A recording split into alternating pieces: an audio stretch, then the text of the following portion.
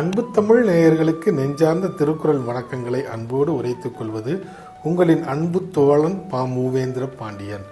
இன்றைய பொழுதில் நாம் நாளொரு திருக்குறள் வரிசையில் பொருட்பாலில் 91வது அதிகாரமாக உள்ள பெண்வழி சேரல் என்ற அதிகார தலைப்பின் கீழ் அமையப்பெற்றுள்ள 903வது திருக்குறளை பற்றி இன்று நாம் அறியப் போகின்றோம். பெண்வழி சேரல் என்பதற்கு பண்பற்ற மனைவியின் சொற்படி நடவாது இருத்தல் என்ற பொருளில் இந்த அதிகாரத்தின் தலைப்பு அமையப்பெற்றுள்ளது.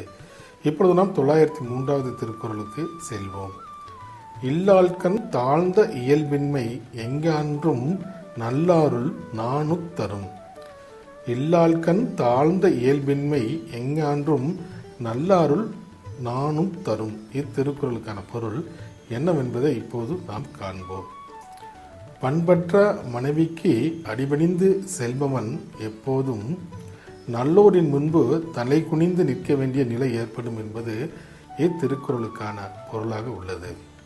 மீண்டும் பொருள்: பண்பற்ற மனைவிக்கு அடிபணிந்து செல்பவன் அல்லது அவரின் சொற்படி நடப்பவன் நல்லோரின் முன்பு எப்போதும் தலை குனிந்து நிற்க வேண்டிய நிலை ஏற்படும் என்பது இத்திருக்குறளுக்கான பொருளாக அமையப்பெற்றுள்ளது.